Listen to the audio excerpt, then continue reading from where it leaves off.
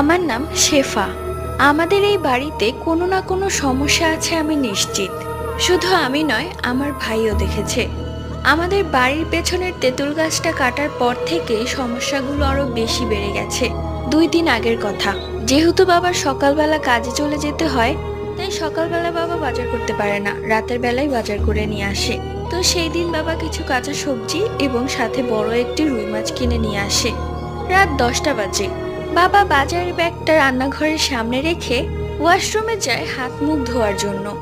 বলে রাখা ভালো, মায়ের তখন অনেক মাথা ব্যথা ছিল, যার কারণে মা শুয়েছিল।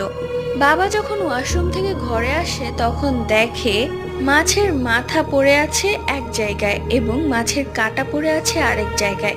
ছিটে ফোটা রক্ত পড়ে আছে, কেননা মাছটা ছিল তাজা। আর পুরো ঘরে মাছের আঁশ ছড়িয়ে ছিটিয়ে আছে। আর আমরা তো প্রতিনিয়ত কারো অনুপস্থিতি টের পাচ্ছি ঘরে।